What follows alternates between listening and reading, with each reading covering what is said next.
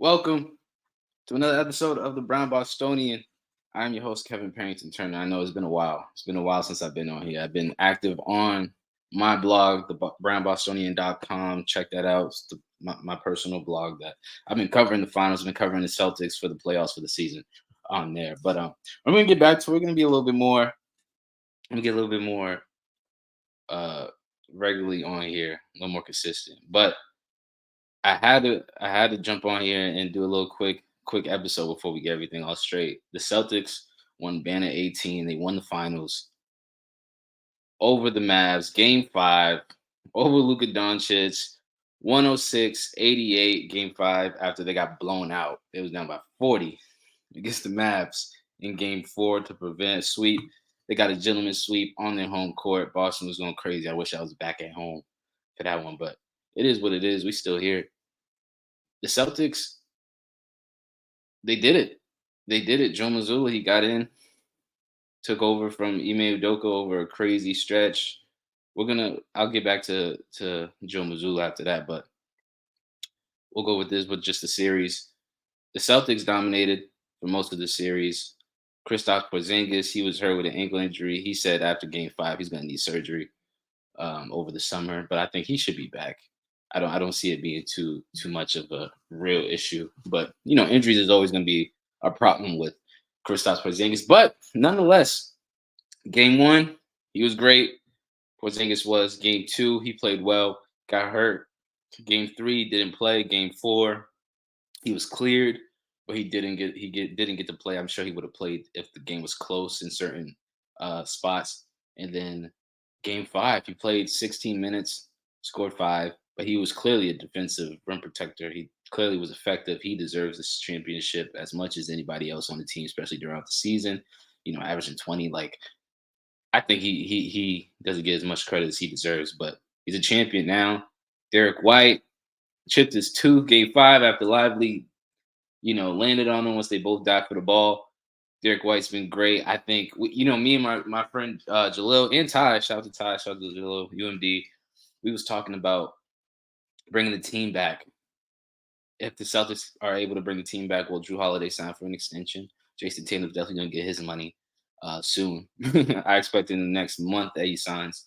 Jaylen Brown, he's already got the max, so he's on board. I don't see Al Horford retiring nor going to another team. I think it's either he retires or he stays on, but he's definitely going to stay on. Kristaps Porzingis, he's with us. Drew Holiday, everybody's here, and then Derek White. I don't see them letting him go. I don't see him letting him go. So I think Derek White, he stays with us. I think the whole team stays. Um, Drew Holiday played great this series as well. He finished Game 5 with a double double, and he's been doing it all season. He's been doing all playoffs. He took a smaller role, and in some ways, he took a larger role defensively. He's been great. He's been switching out in there every player on the opposite team. He's been rebounding with the best of them. Even when Kristaps Porzingis was out, he still took the role of rebounder. He played great. Now, Jaylen Brown, NBA Finals MVP, he deserves it. If you was looking on my blog, I had Jason Tatum as my front runner for MVP before Game 5, and then Game 5 he went off for 30 and 11. If I'm not mistaken, 30 and 11. The only Celtic to do that in a game clinching, in a series clinching game in finals. Now he's with Walt Frazier. He's with Steph Curry. He's with Kobe. He's with top talent. I'm not mad at Jaylen Brown getting the Finals MVP. I think he deserves it. And he won he won the Larry Bird Trophy too, MVP trophy for the Eastern Conference Finals. He's been clutch. He's been stepping up. He's been the leader. That's big because I don't necessarily think Jason Tatum's been the vocal leader of the Celtics. I think it's been Jaylen Brown. I think it's been Drew Holiday in some ways, maybe not. I think it's probably been Al Horford too, but Jaylen Brown has definitely been the vocal alpha on the team. And I think Jason Tatum has led the Celtics with his play. And I think Jaylen Brown has led the Celtics in other ways as well. And, he took the defensive responsibility on Luka Doncic, who, we'll get to him. We'll get to Kyrie too. But Jalen Brown deserves it. He deserves it, man. He averaged 20 in the series. Even when you go back to like the series before and like all the clutch things, but going to sticking to this finals, I'm not mad at it. I'm not mad at it. I mean, Jason Tatum was my pick just because Tatum was guarding everyone on the floor. And so was it. I mean, so in a way, so was Jalen Brown, but in the half court, Jason Tatum, he was guarding everybody. Even Lively, even when Porzingis was out, he stepped up in so many different ways. So is everybody, but you know, I'm not mad at it. I think, of course, sports media is gonna start asking the questions of whether Jalen Brown or Jason Tatum was the best Celtic. I still think it's Tatum, but it's a 1A, 1B, or 1A, 1A. Let's just call it that. It's a 1A, 1A. Now that they won a championship, it's a 1A, 1A. And I think this is the beginning of, I don't want to say necessarily a dynasty, because a dynasty, I think they can go back to back. You got to win like three. You got to win three, and I don't, the NBA is too. It changes so drastically, and we don't know about Kristaps Porzingis' health. I think he's going to come back. He's going to play well, but as we saw in these playoffs, it's tough. Maybe if they get somebody, maybe Al Horford could turn the clock back again. It's the front court that the Celtics might need an issue with. But I could see them going back to back. The Celtics, as far as dynasty, it's possible, but it's hard, and we'll see. We'll see how it goes. Now, as far as the Mavericks, Luka Doncic, Kyrie Irving, Jason Kidd as head coach, Lively Keebler, Tim Hardaway, who came in late in the series after sports, the media's, the critics was like, why is Tim Hardaway Jr. not playing? And then the first game he played, he didn't score a single point. But he started to get his offensive going in game four. In game five, he was able to score. But it's really been the Luka Doncic story. Kyrie Irving only dropped 15 in the final game five. He's had some up and downs, especially on the Boston floor. I don't know if necessarily the Boston crowd shook him. I think it plays a role because going into the series, I remember asking myself, I was like, you know, one series that stuck out to me the most was when the Celtics faced the Brooklyn Nets, and I believe the first round of the playoffs on their championship, on their run to the finals in 2022 with Coach Ime Udoka, and the Celtics swept them. That's when they had KD and Kyrie, and it was like that series. If people remember that series, the Celtics defense was just on Kyrie and KD. Now KD's gonna get his, of course. He still scored, but Kyrie struggled. He struggled a lot. And I think that's just going to be the I thought that was going to be the case in some ways in this series, and it was. It's shown to be the case, especially with a Drew Holiday, with a Derek White, with a Jalen Brown, with a Jason Tatum. There was no real matchup that they liked, and maybe just Horford. I mean, Payne Pritchard when he did play, and that's nothing but Payne Pritchard. He came in, he was hitting the half courts, buzzer beaters. He loved those. That's all he did game five, and he didn't play the rest of the game. Nonetheless, there was no matchup that really Kyrie really liked. Now, don't get me wrong, he could score on anybody one on one, but they helped.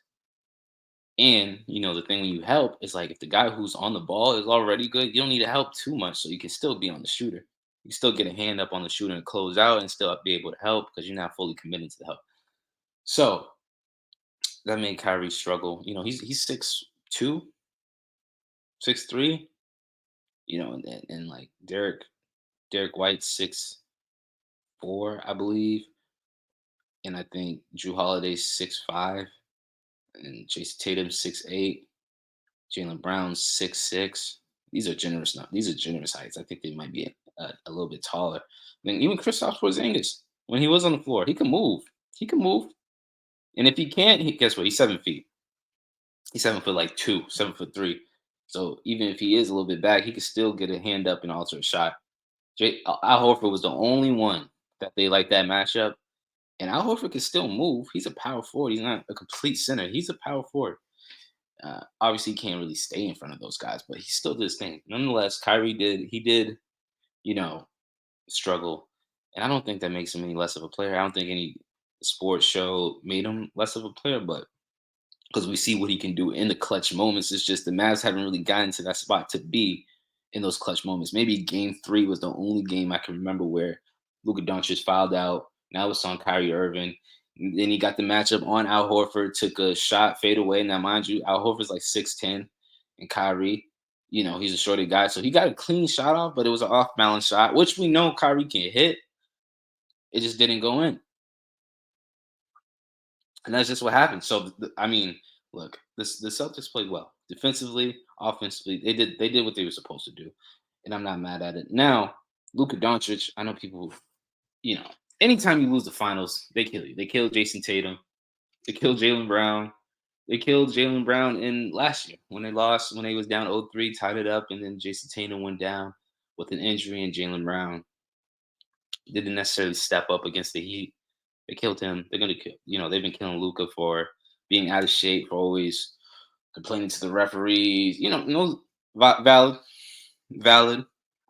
But we gotta be honest. He didn't have too much help. But I think the bigger question is, as much as I don't want to join the bandwagon of getting on Luca, I do think he might be tough to play with.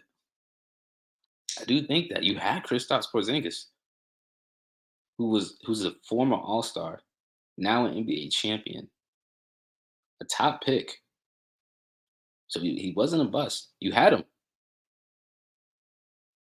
You got to think. They also had. I'm drawing a blank on the point guard from the Knicks. Jalen Brunson. Oh my god. Oh my goodness. I don't know how I could forget him. All star. You had Jalen Brunson. Obviously, I believe he came off the bench in Dallas, but he went to the Knicks. Now look what he's doing. His team's about to be number 2. He's about to bring the Knicks to the number 2 seed going to next season in the Eastern Conference. I think a top 5 team in the league. I think a case could be said. Like, we don't know if Luca might be tough to deal with. I mean, when he got fouled out, he yelled to his bench. He yelled to the sideline.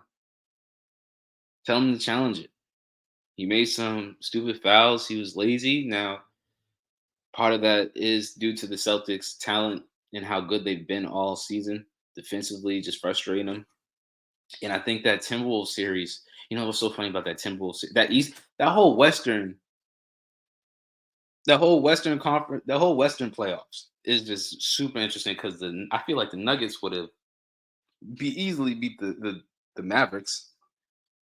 It's just all about matchups, but nonetheless, the matchup before with the Mavs and the Timberwolves, Luka just sat in the corner on defense, and he preserved his energy on offense. And Rudy Gobert, as he's a defensive player of the year, but he offensively he's very limited. Carl Anthony Towns, he likes to shoot threes. He likes to be on the perimeter. They didn't really make anyone on that Mavericks team work. And luckily for the Mavericks, their front court likes to work. Lively, Keebler. Those guys like to work and run down up the court as fast as they can, full speed. And Luka gets to stay in the corner and not waste too much energy and waste his energy on offense. It wasn't the case in this series, in this final series. But I think I say that to say, like, moving forward, there has to be something. The Mavs have to make a move to get someone skilled, a little bit more skilled. There's nothing wrong with having young guys, and they're gonna have another year under their belt. Those young guys are, but they need someone skilled in that front court. They need some sort of player with decent size who can switch out, who can still score here and there, knock down an open three, because that's what the Mavs struggled with, even though the Celtics didn't give them open threes. But when they did not make it. PJ Washington played good, but he can't be a third option, especially if you're going to keep always having either Kyrie Irving or Luka Doncic on the court. And then with just one of them on the court, and now it's just PJ Washington, who's going to be your second best option because Tim Hardaway Jr. is unreliable in some ways. PJ, yeah, you need somebody else. You need somebody else. Not saying you need an all-star caliber player, just someone reliable. Like if they had a Derek White, if they had a Drew Holiday on their team, I think it changes a little bit. But as far as Luka, I think he'll get better. He's 25. He's been to the finals at this age. it's not like he didn't deliver. It's not like he didn't play. It's not like he was shut down. He was never shut down ever. He didn't score under 20 ever. He delivered. He rebound and assist, and obviously he stops the ball. He stops the flow of the offense. Makes Mavericks play half court offense, fast break. He's very slow. Doesn't really run the fast break that much. So his game is limited, but you got to surround pieces around that. And I think they tried. I think they did the best they could with the midseason trade, but it just didn't work when you go against the Celtics. It is what it is. Now, going to Joe Mazzulla, keep it quick on him. He delivered. How he got onto the Celtics head coaching job wasn't easy. I imagine wasn't easy with the whole scandal going on with Coach Ime Udoka, who's now in Houston, who I think Houston's going to be a really good team next year. Second half of this past season, they stepped it up. I think this year, those young guys, he's going to have them ready. Good thing they're in the Western Conference. Nonetheless, Joe Mazzulla, last year, Celtics did shoot a lot of threes. Mind you, they didn't have Kristaps Porzingis. Defensively, sometimes they was a little lackadaisical, especially on the off-ball defender. Like the off-ball defenders was a little bit lackadaisical. Sometimes he let his team play out of slumps and didn't call timeouts, but he did it this season. I think he stepped. I think he learned a lot, and I think it showed, especially in these series with adjustments they've made. Now the Celtics never saw Game 6 or Game 7. It was a very dominant run, but we got to give him some credit. We got to give him some credit, and I think this, especially winning in Boston, solidifies your spot as a coach, which is crazy because this is his first. He was the interim head coach last year, but this was his first real head coach year, and he delivered. But it's funny. It's like his career is solidified now. He's a champion. He's a champion in Boston. So big shout out to Joe Mazzulla. Big shout out to the Celtics. Is this a chance for a dynasty? They definitely have a shot. Jaylen Brown, Jason Tatum stay on the same team. If Kristaps Porzingis is, I wouldn't say healthy. He's never going to be fully healthy for a whole season. If he stays healthy throughout the playoffs when they need him the most, I like their chances. I really do. I really do. So that's it. I mean, we're going to keep it short. Tank, he had a fight over Frank Martin. 8th round knockout. His defense, I think, took some slips, especially with him in this feud with Floyd Mayweather. But Tank he's the culture. If you look on my blog, I made an article about him leading the black culture in boxing. Now that Floyd Mayweather is out, we got Terrence Bud Crawford, who's amazing. We got Errol Spence, who's amazing.